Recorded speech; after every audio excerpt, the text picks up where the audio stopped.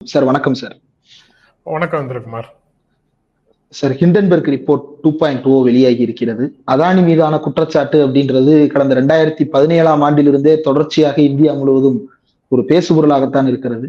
Over pricing பண்ணி இந்தியாவிலிருந்து பணத்தை வெளிநாடுகளுக்கு கொண்டு போய் பதுக்குவது, அங்கிருந்து பணத்தை மீண்டும் அதானியின் நிறுவனங்களிலேயே முதலீடு செய்வது, அந்த முதலீட்டின் மூலமாக ஓவர் ரேட்டட் ஸ்டாக்ஸாக அதை மேனிப்புலேட் பண்றது, அதன் மூலமாக பெரிய அளவிற்கு மக்களிடமிருந்து நிதியை ஈர்ப்பது, இப்படி ஒரு குற்றச்சாட்டு ஒரு பக்கம். இன்னொரு பக்கம் அவர் மீது விசாரணை நடத்திய செபி அமைப்பு, அந்த செபி அமைப்பு விசாரணையில எதுவுமே கண்டுபிடிக்க முடியல அப்படின்னு சொல்லிடுறாங்க.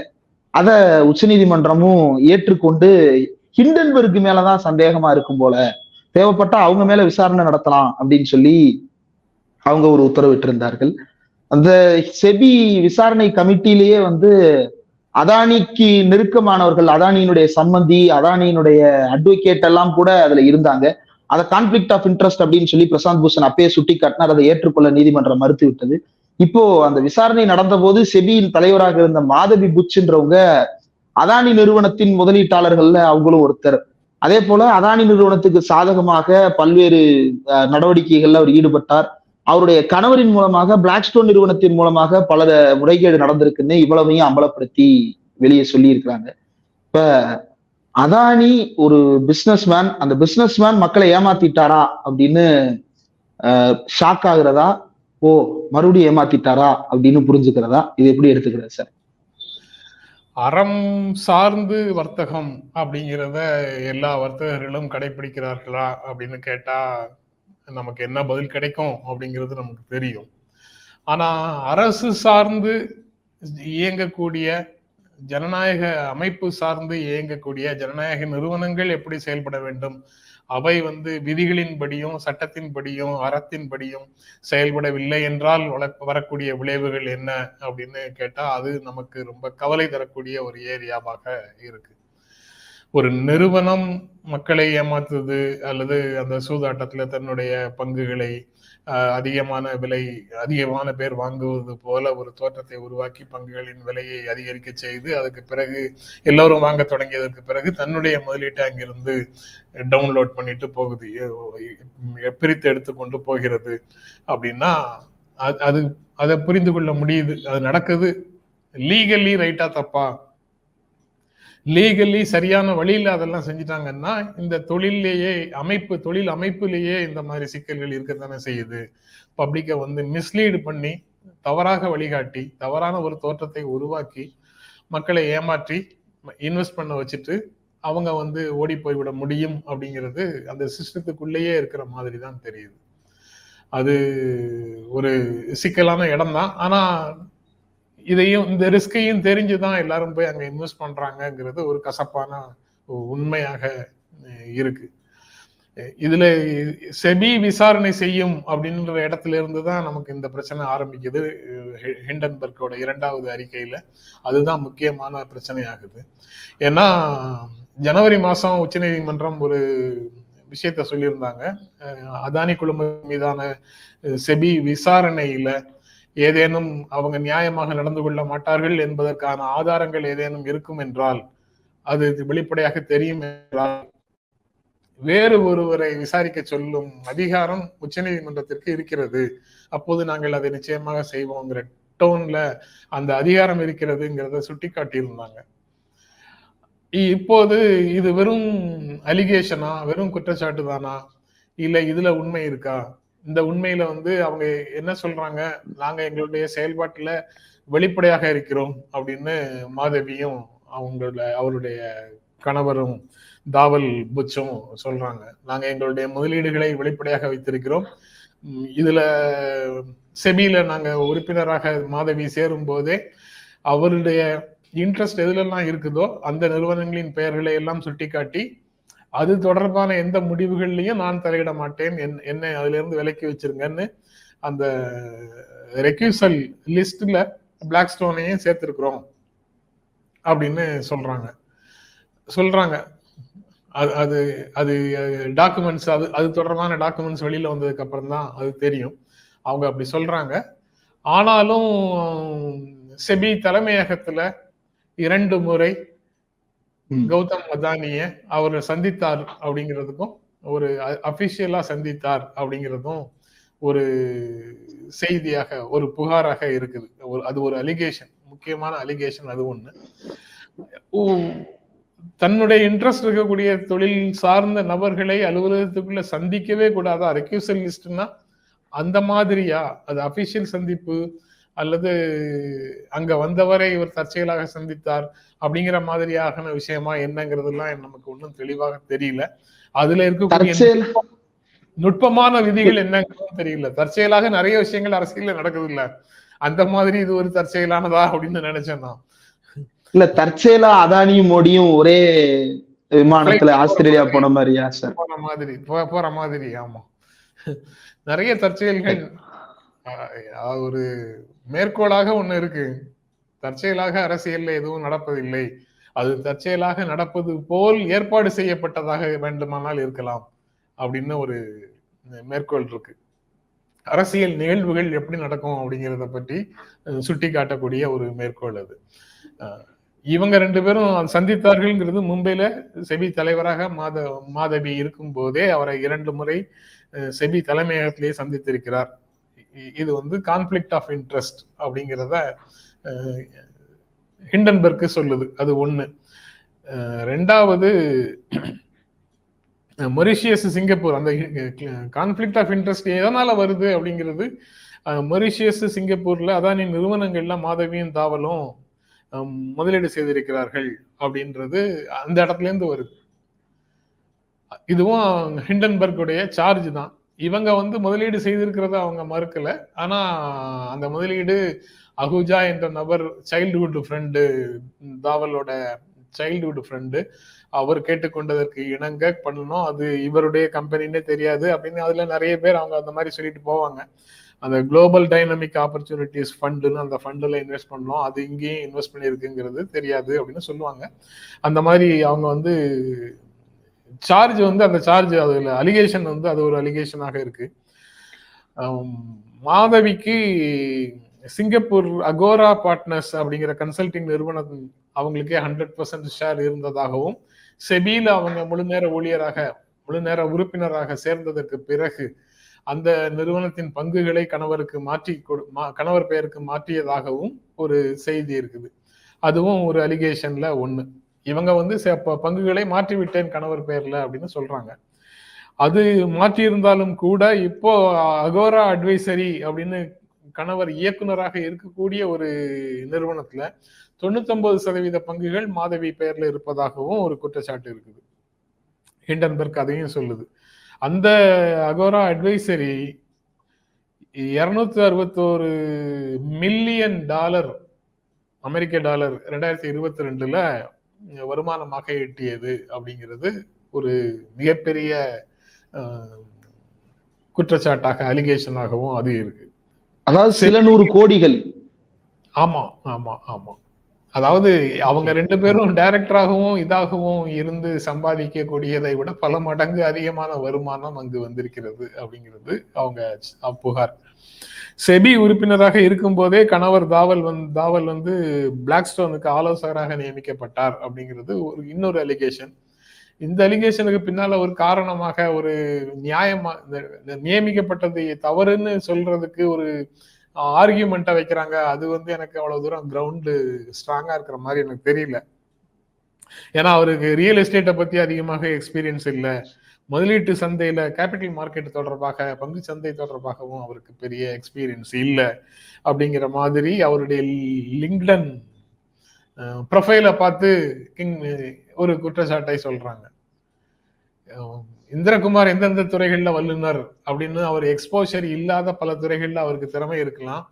அது அவருக்கு ஏற்கனவே அங்க அவர் பணி செய்யல அப்படிங்கிறதுனால அவருடைய ப்ரொஃபைல்ல, அவருடைய ரெசியூம்ல அதெல்லாம் இல்லாம இருக்கலாம். அதனால இந்திரகுமாருக்கு அந்த பொறுப்புகளை கொடுக்கவே கூடாதுன்னு சொல்வது எவ்வளவு தூரம் அடிப்படையற்றதோ, நான் அடிப்படையற்றதுன்னு தான் கருதுறேன். அது வந்து தொழில்ல அப்படித்தான் எல்லாரும் பண்றாங்க அப்படிங்கிற ஆர்கியூமெண்ட்டை நான் ஏற்கல. நான் அவுட் ஆஃப் பாக்ஸ் போய் ஏதாவது செய்யணும்னு நினைக்கிறேன். அதுல நான் வந்து இந்திரகுமாருக்கு அந்த பொறுப்பை கொடுக்கணும்னு நினைக்கிறேன். இந்திரகுமார் அது வரைக்கும் ஒரு நாள் கூட அந்த துறையில வேலை செய்யாதவரா கூட இருக்கலாம். ஆனா அந்த துறையில என்ன செய்யணும், எப்படி செய்யணுங்கிறத அவர் ஒரு வாரத்துல கற்றுக்கொள்வார் எனில் அவரை அங்கு அப்பாயிண்ட் பண்றதுல எனக்கு ஒரு சிக்கலும் இல்லை. ஆனா செபி செபி விதிகள் அதுக்கு இடம் கொடுக்குதா இல்லையாங்கிறது எனக்கு தெரியாது. அரசு அதை செய்யுமா செய்யாதாங்கிறது எனக்கு தெரியாது. ஆனா இது போட்டிருக்கிறது, அவர் அங்க டைரக்டராக போட்டிருக்கிறது பிளாக்ஸ்டோன் தானே போட்டிருக்கு. சார் இதுல ஒரு டவுட் சார். இப்போ இது ஒரு செய்தி சார். மே மாசம் 2024 ஒரு செய்தி வந்தது சார். இந்த பிளாக்ஸ்டோன் நிறுவனம், மாதவி புட்சினுடைய கணவர் தவால் புட்ச் சீனியர் அட்வைசரா இருக்கக்கூடிய இந்த பிளாக்ஸ்டோன் நிறுவனம் மும்பையில அதானி ரியாலிட்டி அப்படின்ற அந்த நிறுவனம் கட்டிய BKC complex, Birla Kundra complex என்ற அந்த கட்டடம் கிட்டத்தட்ட 8 லட்சம் சதுரடி கொண்ட அந்த கட்டடம் 1800 2000 கோடி வரைக்கும் அதுல இன்வெஸ்ட் பண்ணி அந்த அதானி ரியாலிட்டி கட்டின பில்டிங்க வாங்குவதற்கு இந்த பிளாக்ஸ்டோன் நிறுவனம் முன் வந்திருக்கிறது அப்படின்னு பத்திரிகை செய்திகள் வந்திருக்கு சார். அப்போ ஏதோ ஒரு வகையில இது வந்து ஒரு கான்ஃபிளிக்ட் ஆஃப் இன்ட்ரெஸ்ட் கிரியேட் பண்ணிட்டே இருக்கும் சார். கரெக்டா அது கான்ஃபிளிக்ட் ஆஃப் இன்ட்ரெஸ்ட் கிரியேட் பண்ற மாதிரி இருக்கு. அதாவது ரியல் எஸ்டேட்ல நம்பர் 2ஆக இருந்த ஒரு கம்பெனி மைண்ட்ஸ்பேஸ் அப்படிங்கிற கம்பெனியை வாங்கியிருக்காங்க பிளாக்ஸ்டோன். 4வதாக, அதாவது 2வது இடத்துல இருக்கக்கூடியவங்களையும் 4வது இடத்துல இருக்கக்கூடிய நெக்ஸஸ் செலக்ட் ட்ரஸ்ட் அப்படிங்கிற கம்பெனியையும் வாங்கியிருக்கிறாங்க. அது எல்லாமே செபிக்கு போய் பப்ளிக் இஷ்யூவாக போவதற்கான அனுமதியை செபியிடம் பெற வேண்டும். பிளாக்ஸ்டோனை வந்து இந்த ரெக்யூசல் லிஸ்ட்ல வந்து நாங்க சேர்த்துட்டோம், நான் அதுல தலையிடவே இல்லை, அது தொடர்பாக செபி என்ன முடிவெடுத்தாலும் அதுல என்னுடைய பங்களிப்பு எதுவும் கிடையாது அப்படின்னு மாதவி சொல்றாங்க. லீகல்லி டெக்னிக்கல்லி கரெக்டா கூட இருக்கலாம். ஆனா எப்படி நடக்கும் ஆபீஸ்ங்கிறது ரொம்ப தெளிவாக தெரியும். Right sir. இப்போ இது எல்லாம் முறைகேடு நடந்திருக்கு சார். இப்போ உச்ச நீதிமன்றத்தை பற்றி பேசும் பொழுது வெளிநாட்டு நிறுவனம் சொல்லிருச்சுன்றதாலே நடவடிக்கை எடுப்பது அப்படின்றது சாத்தியம் இல்லை. விசாரணையை நம்ம நடத்தி தான் முடிவு செய்ய முடியும்னு தான் போன தடவை செபி தலைமையில எக்ஸ்பர்ட் கமிட்டியை போட்டு விசாரிச்சாங்க. இப்ப செபியே குற்றத்தில் ஈடுபட்டிருக்குன்னு ஒரு புகார் வந்திருக்குது. இப்ப இதை யாரு விசாரிக்க போறா? இதையும் உச்ச நீதிமன்றம் வெளிநாட்டு நிறுவனம் சொல்லுது, அதனால செபியே இதையும் விசாரிக்கும்னு சொல்ல போறாங்களா? ஏற்கனவே சித்ரா ராமகிருஷ்ணன், கொச்சார் உள்ளிட்டவர்கள் விவகாரத்துல செபி எப்படி நடந்து கொண்டது, இப்ப எப்படி நடக்க போகுது, அதானிக்கு அடுத்து என்ன செய்ய போகுது அப்படின்றதெல்லாம் கொஸ்டினா வந்து நிக்குதுல்ல சார். முறைகேடு எங்க நடந்தது? செபியில. விசாரணை யார் செய்ய போறாங்க? செபி தான். யாரு நபர்? யாரு? செபி சேர்மன். இன்னொரு கிளாஷ் ஆஃப் இன்ட்ரெஸ்ட் அல்லது கான்ஃபிளிக்ட் ஆஃப் இன்ட்ரெஸ்ட் எங்க வருது? பிளாக்ஸ்டோன் வருது. அங்க டைரக்டர் யாரு? செபி சேர்மனுடைய ஹஸ்பண்ட். அந்த கான்ஃபிளிக்ட் ஆஃப் இன்ட்ரெஸ்ட மீறி அங்க என்ன நடந்ததுங்கிறத விசாரணை யார் செய்ய போறாங்க? செபி தான். இப்படி எல்லாமே எதுல விதி மீறல்னு பார்க்க போறாங்க? செபியோட விதிகள் மீறப்பட்டதா இல்லையான்னு பார்க்க போறாங்க. எல்லாமே செபியை சுத்தி செபியே செய்து முடித்துக் கொள்ளும் அப்படிங்கிறது தான். இப்போ அங்கதான் ரொம்ப அடிப்படையான கேள்விகளை முன்வைக்க வேண்டியதாக இருக்குது. அரசியல் கட்சிகளுடைய ரோலும் அங்கதான் முக்கியமானதாக வருது. காங்கிரஸ், மார்க்சிஸ்ட் கம்யூனிஸ்ட் கட்சி, ராஷ்டிரிய ஜனதா தளம், சமாஜ்வாதி கட்சி, திரிணாமுல் காங்கிரஸ், இவங்க எல்லாமே இந்த நிமிடம் வரைக்கும் நாடாளுமன்ற கூட்டுக்குழு விசாரணை வேண்டும் அப்படிங்கிற கோரிக்கையை முன் வச்சிருக்கிறாங்க. ஏன் நாடாளுமன்ற கூட்டுக்குழு விசாரணை வந்து ரொம்ப முக்கியமானதா? அது அப்படியே வானத்தை வில்லா வளைச்சிருமா? எதுக்காக ஜேபிசி வேணும் அப்படிங்கிற ஜாயிண்ட் பார்லிமெண்டரி கமிட்டி வேணும்னு ஏன் கேட்கிறாங்க? ஏன்னா ஜனநாயக நிறுவனங்கள் மக்களுக்கு பதில் கூறும் அமைப்பாக இருக்கணும் அப்படின்னு ஒரு எதிர்பார்ப்பு. செபி ஆக்டின்படி உருவாக்கப்பட்ட செபி ஒரு ஸ்டாச்சுட்டரி பாடி, சட்ட ரீதியாக சட்டத்தின்படி இயற்றப்பட்ட ஒரு அமைப்பு. கான்ஸ்டிடியூஷனல் பாடிஸ் இருக்கு. அதுவோ ஸ்டாச்சுட்டரி பாடிஸோ மக்களுக்கு பதில் சொல்லக்கூடியவையாக இருக்குதா? நாடாளுமன்றத்துக்கு நேரடியாக பதில் சொல்லக்கூடியதாக இருக்குதான்னு பார்த்தா இல்ல. இது ஒழுங்குபடுத்தும் அமைப்பாக இருக்கு. இந்த ஒழுங்குபடுத்தக்கூடிய அமைப்புகள் எல்லாமே மக்களுக்கு பதில் சொல்லக்கூடியதாகவும் இருக்கணும் அப்படிங்கிறது எப்போ வரும்? மக்கள் பிரதிநிதிகளிடத்துல அவங்களுடைய ஆவணங்களை பார்ப்பதற்கும் அவங்களுடைய விளக்கங்களை பெறுவதற்கும் மக்களுடைய பிரதிநிதிகளிடத்துல ஒரு விசாரணை நடந்ததும் அவர்கள் ஒரு விசாரணை நடத்தினார்கள் என்றால் அது சாத்தியம். அதனால ஜேபிசி அங்க முக்கியமானதாக வருது. நடைமுறையில என்ன இருக்கு? இந்தியா மாதிரியான இடங்கள்ல, அதுவும் சமீப காலங்கள்ல நடக்கக்கூடிய விஷயங்களை எப்படி நடக்குது அப்படின்னு நம்ம சுத்தி சுத்தி பார்த்தோம் என்றால் நம்ம என்ன முடிவுக்கு வர வேண்டியதாக இருக்குது. ஆரோக்கியமாக செயல்படக்கூடிய ஒரு ஜனநாயகத்துல இந்த விசாரணை அமைப்புகள், ஒழுங்குபடுத்தும் அமைப்புகள், நாடாளுமன்றம், நீதித்துறை அல்லது நிர்வாக அமைப்பு, இது எல்லாமே எப்படி செயல்படுகிறது? இது சில பெருநிறுவனங்களை சார்ந்து அல்லது சில பெருநிறுவனங்களுக்கு சாதகமாக முழுக்க முழுக்க செயல்பட தொடங்கிவிட்டது என்றால் இந்திய ஜனநாயகம் என்பது கேலிக்கூத்தாகி விடாதா? அப்படிங்கிற கேள்விகள் எல்லாமே முக்கியமான கேள்விகளாக சமூகத்துல வருது. அங்கதான் பிரச்சனை.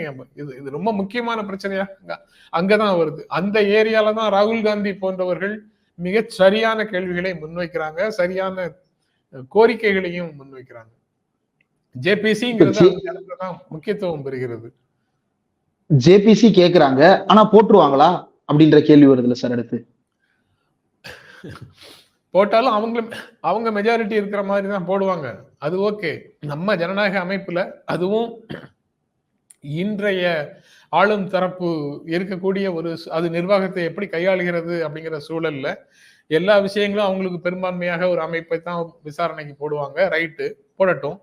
ஒரு 3 பேர் 7 பேர் கொண்ட கமிட்டின்னா அதுல ஒரு 3 பேர் உண்மையை பேசுவதற்கான வாய்ப்பு இருக்கக்கூடிய ஒரு ஃபோரமாக அது இருக்கும்ல. அரசுக்கு, நிர்வாகத்துக்கு, விசாரணை அமைப்புகளுக்கு, ஒழுங்குபடுத்தும் அமைப்புகளுக்கு நெருக்கமாக இருக்கக்கூடிய நிறுவனங்கள் அவர்களிடம் தர்ம சங்கடமான கேள்விகள் கேட்கப்பட்டால் இந்த ஜேபிசில பதில் சொல்ல வேண்டிய ஒரு கட்டாயத்துக்கு உள்ளாகிறாங்கல்ல. அவ்வளவுதான். நம்ம முழு தீர்வாக அது இருக்கும் அப்படின்னு நாமும் கூட பிரிஸ்கிரைப் பண்ண முடியாது. ஆனா எதுவுமே இல்லாத இடத்துல ஆலை இல்லா ஊருக்கு இழுப்பை பூ சர்க்கரை மாதிரி தான் அந்த பிரச்சனையை நம்ம பார்க்க வேண்டியது இருக்குது. இருக்கக்கூடிய அமைப்புகளுக்குள்ள மக்களிடத்துல உண்மையை கொண்டு சேர்ப்பதற்கு, மக்களுக்கு உண்மையை அறிய செய்வதற்கு என்ன செய்ய முடியும் அப்படின்னு பார்த்தா ஜேபிசி தான் இப்போ இருக்கு. நீதிமன்றத்துக்கு போறோம், நீதிமன்றம் ஒரு விசாரணை, நீதிமன்றத்தினுடைய சூப்பர்விஷன்ல, நீதிமன்றத்தினுடைய மேற்பார்வையில விசாரணை நடக்கணும் அப்படின்னு ஒரு எதிர்பார்ப்பை முன்வைக்கிறோம். அது அந்த மாதிரி வழக்குகளை போடுறாங்க. அவங்க ஒரு டெக்னிக்கல் கமிட்டி ஒன்றை போட்டு விசாரிக்கிறாங்க. அது செபியில ஒண்ணுமே விதிமீறல் இல்லைன்னு ஒண்ணு சொல்லிடுச்சுன்னா அதோட அது முடிஞ்சு போகுது. ஜேபிசி அப்படிங்கிறது பொலிட்டிக்கல் சைடுல உண்டான அத அரசியல் ரீதியாக பிரதமர் ஏற்றுக்கொள்வாரா, அரசு ஏற்றுக்கொள்ளுமா அப்படிங்கிறது ஒரு முக்கியமான கேள்விதான். ஏற்றுக்கொள்ள செய்வதற்கு ஒரு அழுத்தத்தை கொடுக்கிறதுக்கு இந்திய மக்கள் தயாராக இருக்கிறாங்களா? இந்திய அரசியல் கட்சிகள் எவ்வளவு தூரம் அதுக்கு முன்முயற்சி எடுக்க போகின்றன? இந்திய ஜனநாயக அமைப்புல செயல்படக்கூடிய வேறு செயல்பாட்டாளர்கள் எந்த விதமான அழுத்தங்களை கொடுக்க போகிறார்கள் அப்படிங்கிறத மீடியா பார்த்து அதுக்கப்புறம் தான் அதை பத்தி பேச முடியும்.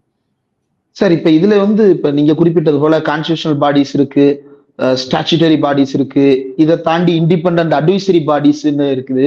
இப்ப என்டிஏ இண்டிபெண்டா ஒரு அட்வைசரி பாடி தான். யூபிஎஸ்சி அது ஒரு கான்ஸ்டிடியூஷனல் பாடி. எஸ்சிஎஸ்டி கமிஷன் ஒரு constitutional body. Human rights commission constitutional body. இப்ப இது எல்லாவற்றிலுமே தொடர்ச்சியாக நம்ம பார்ப்பது இந்த நிறுவனங்கள் கைப்பற்றப்படுகின்றன அப்படின்னு. இப்ப யாருக்காக கைப்பற்றப்படுகின்றன அப்படின்னு அரசியல் ரீதியா விவாதம் நடத்தும் பொழுது தொடர்ந்து இந்த ஸ்டேட்டை தங்களுடைய பார்ட்டியோட மெர்ஜ் பண்ணிக்கிறதுக்கான முயற்சி அப்படின்னு ஒரு விமர்சனம் வருது. இன்னொரு பக்கம் ஸ்டாச்சுட்டரி பாடிஸா இருக்கக்கூடிய இடியோ, ஐடியோ, சிபிஐயோ அல்லது செபியோ, இது எல்லாத்திலையும் ஒரு சிலரின் மீது நடவடிக்கை எடுக்காமல் இருக்கும் வகையில் உள்ளுக்குள் பித்தலாட்டங்கள் நடைபெறுகின்றன என்ற விமர்சனம் வருகிறது. இந்த கொல்யூஷன் எதற்காக நடக்கிறது, யாருக்காக நடக்குது, ஏன் இந்திய அரசாங்கம் என்கின்ற ஒன்று இவ்வளவு இந்தியாவுக்கே அவமானத்தை பெற்றுத்தரக்கூடிய ஒரு முதலாளியை இவ்வளவு தூரம் பாதுகாப்பதற்கு முயற்சி செய்ய வேண்டும்? அந்த பாதுகாப்பதன் மூலமாக இந்த அரசாங்கம் என்ன பயனடைய போகிறது? ஒருவேளை இவர் மீது உள்ளபடியே நடவடிக்கை எடுத்து காட்டினால் நாளை மக்கள் ஆதரவை பெறக்கூடிய ஒரு இடத்தை நோக்கி அவர்கள் நகரலாம் இல்லையா? அதையெல்லாம் யோசிக்காம எதற்காக இந்த முதலாளியை பாதுகாக்கணும்? மோடிக்கு இதுல என்ன நோக்கம் இருக்க போகுது? அதாவது அரசியல் அமைப்பு அப்படின்னு சொல்றது, ஆட்சியில் இருக்கக்கூடியவர்களை, அரசியல் அமைப்பு வேற, ஆட்சியில் இருக்கக்கூடியவர்களுடைய அரசியலுக்காக என்டையர் அமைப்பு வேலை செய்யறது அப்படிங்கிறது வேற. இந்த இடத்துலதான் அந்த சிக்கல்கள் எல்லாமே வருது. ஒரு சில நிறுவனங்களுக்கு தங்களோட அரசோடு மிக நெருக்கமாக இருக்கக்கூடிய சில நிறுவனங்களுக்கு சாதகமாக அரசின் கொள்கைகள் இருக்கிறது. ஆளும் கட்சியின் அரசியல் திட்டங்களுக்கு சாதகமாக நிர்வாக அமைப்பையே வளைப்பது அப்படிங்கிற மாதிரியான போக்கு தான் ஜனநாயகத்திற்கு ஆபத்தான போக்காக பார்க்க வேண்டிய இடத்துல இருக்கிறோம் நம்ம. அது அந்த இடத்துல ஜனநாயக நிறுவனங்கள் எல்லாமே அரசியல் திட்டங்களுக்கு, ஆளும் கட்சியின் அரசியல் திட்டங்களுக்கு தகுந்த மாதிரி ஆளும் கட்சிக்கு நெருக்கமான சில பெரு நிறுவனங்களுக்கு சாதகமாக அரசின் பொருளாதார கொள்கைகள் மாறும்போது பிற விசாரணை அமைப்புகள் அதற்கு சேவை செய்யும் விதமாக அவற்றுக்கு அந்த நிறுவனங்களுக்கு அரசியல் திட்டங்களுக்கு சேவை செய்யும் விதமாக வளைக்கப்படும் போது பல்வேறு சிக்கல்கள் ஜனநாயக அமைப்புக்குள்ள வருது. அது எல்லாத்தையும் அந்த சிக்கல்கள் எல்லாம் வெளிப்படையாக தெரியும் போது மக்கள் அதை சரி செய்வதற்கு போராட தொடங்குறாங்க. அதை போராடும் மக்களை ஒடுக்குவதற்கு புதிய சட்டங்களும் சட்ட திருத்தங்களும் அரசுக்கு தேவைப்படுகிறது. இப்படியாக அந்த மக்களுடைய போராட்டம் படிப்படியாக ஒடுக்கப்படுகிறது. இது எல்லாத்தையும் செய்வதன் மூலமாக இந்த அரசுக்கு நெருக்கமானவர்கள் மட்டுமே தான் ரியல் ரூலர்ஸாக டெவலப் ஆகுறாங்க. அவர்களுக்கு சாதகமாக எல்லாத்தையும் வளைத்து கொள்ள முடிகிறது. இதையே ஒரு முறைகேடாக பார்க்கலாம். ஜனநாயக நிறுவனங்கள் விதிகளின்படி செயல்படாமல் வேறு விதமாக செயல்படுவதே முறைகேடாகவும் ஊழலாகவும் தங்களுக்கு சாதகமானவர்களுக்கு ஃபேவர் பண்ற ஃபேவரிட்டிசமாகவோ நெப்போட்டிசமாகவோ இந்த எல்லா பிரச்சனைகளையும் பார்க்கலாம். இந்த பிரச்சனைகள் எல்லாமே மக்களுடைய நம்பிக்கையை இந்த நிறுவனங்கள் இழப்பதற்கு காரணமாக இருக்கின்றன. நம்பகத்தன்மையான அமைப்புகளாக இவை செயல்பட மக்கள் பார்வையில நம்பகத்தன்மையோடு கூடிய அமைப்புகளாக இவை இல்லாமல் போகின்றன. பப்ளிக் ட்ரஸ்ட் காணாமல் போகுது இந்த அமைப்புகள் மேல. அது எல்லாமே விளையாட்டாகவும் கேலியாகவும் பாக்குறாங்க. அப்படி பாக்குறது ஒரு விதத்துல ஆபத்தானது. அதை முறைப்படுத்துவதற்கான சேனல்ல போகாம இந்த கோபம் எல்லாம் விரக்தியாகவும் கேலியாகவும் கிண்டலாகவும் செயலிழந்து போகும் நிலைக்கே தான் இட்டுட்டு போகுதுங்கிறது ஒரு பக்கம் இருக்கு. இப்படி போறதன் மூலமாக என்ன நடக்குதுன்னா, இந்த அக்கௌண்டபிலிட்டி, இந்த நிறுவனங்களுக்கு ஒரு அக்கௌண்டபிலிட்டி இருக்கு. அது நிர்வாகத்துக்கு தான் பதில் சொல்ல வேண்டிய நிலையில இருக்குது. ஆனா நிர்வாகம் நாடாளுமன்றத்துக்கு பதில் சொல்லணும்ல. நாடாளுமன்றம் மக்களுடைய பிரதிநிதியாக இருக்குது, மக்கள் மன்றம். அது அங்க பதில் சொல்ல வேண்டிய கட்டாயம், அந்த பதில் சொல்ல வேண்டிய பொறுப்புல அந்த பொறுப்பை படிப்படியாக இல்லாமல் செய்கின்றன. அமைச்சரகத்துக்கு சொன்னா போதும், அமைச்சருக்கு சொன்னா போதும், அதுதான் பப்ளிக்குக்கான அக்கௌண்டபிலிட்டி அப்படின்னு ஒரு மாற்று பொருள்ல இல்லாத பொருள் ஒன்றை உருவாக்கி அமைச்சருக்கு கட்டுப்படுது, அமைச்சருக்கு பதில் சொல்றோம், அமைச்சகத்துக்கு பதில் சொல்றோம். அதனால நாங்க மக்களுக்கு பதில் சொல்ற பொறுப்போட தான் இருக்கோம், அக்கௌண்டபிலிட்டியோட தான் இருக்கோம்னு ஒரு தியரியை முன்வைக்கிறாங்க. அது சரியான வகையில போகாது. அப்படி போகாத சூழல்ல சார்போடு செயல்படக்கூடிய அமைப்புகளாக எல்லா அமைப்புகளும் போகும்போது வரக்கூடிய சிக்கல்ல இந்த நிறுவனங்களுக்கு சாதகமாக லாபி பண்ற குரூப் எல்லாம் புதிதாக எமர்ஜ் ஆகுது. அவர்களிடமிருந்து அரசியல் நன்கொடைகள் பெறப்படுகின்றன. அதற்கு ஃபேவரபிளா தான் ஒரு சட்டத்தை கொண்டு எலக்டோரல் பாண்ட்ஸை கொண்டு வந்தாங்க. அதை உச்சநீதிமன்றம் நல்வாய்ப்பாக ஒரு தீர்ப்பின் மூலமாக இல்லாம பண்ணிருக்குது. அவ்வளவுதான். அதுக்கப்புறம் நிர்வாக ரீதியாகவும் ஒரு கோட்பாடாக மக்களுக்கு நன்மை செய்யக்கூடிய வளர்ச்சி சம்பந்தப்பட்ட சிந்தனையாக சமூகம் முழுக்க சில விஷயங்கள் பரவி நிற்கும் போது நீதித்துறையில் இருக்கக்கூடிய பலரும் கூட அந்த கோட்பாட்டுக்கு, அந்த பரவலான பிரச்சாரத்துக்கு, அதுல இருக்கக்கூடிய நியாயம்தான் அது அப்படிங்கிற ஒரு உணர்வுக்கு வரக்கூடும். அந்த உணர்வின் அடிப்படையில சட்டங்கள் இன்டர்பிரிட்டேஷனுக்கு ஆட்படக்கூடும். விரும்பி செய்கிறார்கள்னு சொல்ல முடியாது, அறியாமல் கூட செய்யலாம். அந்த மாதிரியான விஷயங்கள் அந்த பிரச்சனை நீதித்துறையில செல்வாக்கு செலுத்தக்கூடிய வகையிலையும் இது போகும். இந்த மாதிரி பிரச்சனைகள் எல்லாமே எல்லாத்துக்கும் காரணமாக இருக்கக்கூடியது இதா இருக்கிறதுனால ரொம்ப ரொம்ப கவலை தரக்கூடிய பிரச்சனையாக இது இருக்குது. சரி, இப்ப இது மக்களுக்கு கவலை தருது, விரக்தி தருது, கோபம் வருகிறது, ஆத்திரம் வருகிறது, விரக்தி நிலை வருகிறது. அது ஏன் சார் கோபமாவும் விரக்தியாவுமே மாறுது? அது ஏன் புரட்சியா மாறாதா? அல்லது இதுக்கு எதிரான ஒரு போராட்டத்தை நடத்த மக்களுக்கு அது கோபம் உண்டு பண்றது இல்லையா? இப்ப பங்களாதேஷ்ல நம்ம பேசின இப்ப எல்லா சிக்கலையுமே பங்களாதேஷ் வந்து கடந்த 15 ஆண்டுகளாக உள்ளுக்குள்ளேயே புழுக்கமாக போட்டு வைத்திருந்தது. இப்போ வந்து அது ஒரு பெரிய வெடிப்பா நிகழ்ந்து கொண்டிருக்கிறது. அது ஏற்படுத்தக்கூடிய பாதிப்பு வந்து எப்படி இருக்க போகுது அப்படின்றதே தெரியாத அளவுக்கு அங்க ஒரு பெரிய டாப்லிங் அங்க நடந்திருக்கு. இது அதோட பொருத்தி பார்க்க முடியாதா? அதோட பொருத்தி பார்க்கலாம். இப்போ ஸ்ரீலங்கால நடந்தது, அங்க நடந்தது. இதற்கு முன்னால சில இடங்கள்ல நடந்தது. இந்த மாதிரி இடங்கள்ல நடக்கக்கூடியது அனைத்தையும் நம்ம ஜனநாயக அமைப்புல தனித்தனி நிகழ்வுகளாக பார்க்கிறோம். ஆனா நாம அப்படி பார்க்கிறோம். ஆனா சில இடதுசாரிகள் வந்து அதற்கு வேறு விதமான இன்டர்பிரிட்டேஷன் கொடுக்குறாங்க. அதை நாம முழுக்க ஏற்கலைன்னாலும் பரவாயில்ல, அது என்னங்கிறத நம்ம அறிந்து வைத்திருக்க வேண்டும் அப்படிங்கிற ஒரு உணர்வோடு இருக்கக்கூடியவனாக நான் இருக்கிறேன். அது அவங்க என்ன சொல்றாங்கன்னா, உலகம் முழுவதும் முதலாளித்துவம், அதாவது முதலாளித்துவம்னா எங்கேயோ வானத்துல குதிச்சது இல்லை, இந்த உற்பத்தி முறை, இந்த அமைப்பு முறை வந்து உலகம் முழுவதும் மிக கடுமையான நெருக்கடிகளை சந்தித்து கொண்டு வருகிறது அப்படின்னு சொல்றாங்க. இப்ப நம்ம பேசிய பல விஷயங்கள் வந்து இப்போ பிரிட்டன்லயும் இருக்கு. எஸ். அங்கேயும் வந்து இந்த காரணங்களுக்காக அங்க போராட்டங்கள் நடக்குது. ஆனா சேனலைஸ் பண்றத பத்தி நீங்க சொன்னீங்கல்ல, அந்த சேனலைசேஷன் சரியா நடக்காம அவர்களுக்கான வாய்ப்பை, அவர்களுடைய வளமான வாழ்க்கையை, வெளிநாட்டிலிருந்து குடிவந்த இஸ்லாமியர்கள், வெளிநாடுகளிலிருந்து இங்க குடியேறிய பிற நாட்டவர்கள், அவர்கள் பறித்துக் கொள்கிறார்கள் அப்படின்னு ஒரு இமிகிரேஷன் இஷ்யூவாக, ஒரு ரிலிஜியஸ் இன்டாலரன்ஸாக அது வந்து வெளிப்படுகிறது. ஒரு ஆன்டிசெமிட்டிக் வியூ மாதிரி போல, கிட்டத்தட்ட அந்த மாதிரி. ஆமா, அதாவது சேனலைஸ் ஆகிறது இல்ல, இதெல்லாம் தான் காரணம் அப்படிங்கிறது அவங்களுக்கு முழுமையாக புரியறது இல்ல. ஏன்னா இது ரொம்ப மைனாரிட்டி வியூவாக இருக்கு, அது பரவலாக மக்களிடத்துல போகல. இங்க ஸ்ரீலங்காலேயோ அல்லது பங்களாதேஷ்லயோ போராடியவர்கள் கூட இந்த புரிதலோட, இந்த அரசியல் புரிதலோட அந்த போராட்டத்தை நடத்துறாங்கன்னு நம்மால நினைக்க முடியாது. அவங்க வந்து அவர்களுடைய இயலாமையில அவங்க வெளியில வராங்க, அவங்களுடைய வறுமையில, அவங்க இழந்த வாழ்க்கை வந்து அவங்களுக்கு கொடுக்கிற உணர்வுல வெளியில வராங்க. அவ்வளவுதான். அதற்கான ஒரு அது சேனலைசேஷன் தப்பா போனதுனால, ராஜபக்சே தான் காரணம் அப்படின்னு நினைச்சதுனால ராஜபக்சே போனதோட அந்த போராட்டம் மழுங்கடிக்கப்படுகிறது. சிஸ்டம் இம்ப்ரூவ் ஆயிருக்குமா அப்படின்னு பார்த்தா இம்ப்ரூவ் ஆயிருக்காது. பங்களாதேஷ்ல ஹசீனாவால அப்படின்னு ஒரு உணர்வுல அந்த போராட்டம் போறதுனால ஹசீனா வெளியில போயிட்டாங்க. ஆனா இப்போ முகமது யூனுஸ் தலைமையில ஒரு இன்டரிம் கவர்மெண்ட் வந்தாலும் அமைப்புக்குள்ள இருக்கக்கூடிய அடிப்படை சிக்கல்கள்ல சரியாக்க முடியுமாங்கிறது ஒரு கேள்வியாக இருக்கு. அவர் பினான்சியல் எக்ஸ்பர்ட்டா இருக்கலாம், எக்கனாமிக் எக்ஸ்பர்ட்டா இருக்கலாம், மைக்ரோ பினான்ஸ் பத்தி முயற்சிகள்ல அந்த மாதிரி இந்த பிரச்சனைகளுக்கு தீர்வு காண முயற்சி செய்யலாம். ஆனா அவையெல்லாம் தீர்க்குமா தீர்க்காதாங்கிறத இன்னும் 3-4 வருடங்கள்ல அது எப்படி போகுதுங்கிறத பார்த்துதான் நம்மளால புரிந்து கொள்ள முடியும். இந்த சேனலைசேஷன்ல இந்த சிக்கல் இருக்கு, பிரச்சனைகள் எல்லாம் இருக்கிறது. பல சமூகங்கள்ல, பல நாடுகள்ல இந்த பிரச்சனைகள் எல்லாம் இருக்கிறது உண்மைதான். இவற்றை திறம்பட சிலர் சமாளித்துக் கொண்டு வருகிறார்கள், ஒத்தி போட்டுக் கொண்டு வருகிறார்கள் நெருக்கடிய.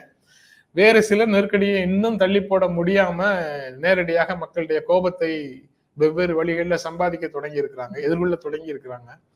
அதே மாதிரியான ஒரு சூழல் தான் பல இடங்கள்ல வந்துகிட்டு இருக்குங்கிறத நம்ம பார்க்க வேண்டியது இருக்கு. இங்க எப்ப வரும்னு நமக்கு தெரியாது, வருமா வராதாங்கிறதும் தெரியாது, அது வேற விஷயம். வந்தால் எப்படி வரும் அப்படிங்கிறதும் தெரியாது. இங்கேயும் அதே மாதிரி ஒரு நபருக்கு எதிராக 2 நபர்களுக்கு எதிராக ஒரு போராட்டமாக வந்ததுன்னா அது அரசியல் ரீதியாக இந்தியாவுக்குள்ள என்ன மாற்றத்தை கொண்டு வந்து சேர்க்கும்ங்கிறதும் நம்ம முன்னாடி தெரியாத விஷயமாகத்தான் இருக்குது. ஆனா அதுக்கான சூழலும் இப்போது எப்படி இருக்கு அப்படின்றது தெரியல. ஆனா மக்கள் மத்தியில பரவலாக இந்த கோபம் மட்டும் பரவி இருக்கிறது. அது எப்படி வெளிப்படுகிறது அப்படின்றத பொறுத்திருந்தா பார்க்கணும். ரொம்ப முக்கியமான இடம் நீங்க சொல்றது. ஏன்னா விவசாயிகளுடைய வருமானத்தை இரட்டிப்பாக்குகிறேன் அப்படின்னு பிரதமர் வாக்குறுதி கொடுத்தாரு. ஆனா இரட்டிப்பானது விவசாயிகளின் வருமானம் அல்ல, விவசாயிகளின் தற்கொலைகள் தான் அப்படின்னு சரத்பவார் பேசியிருக்கிறார்.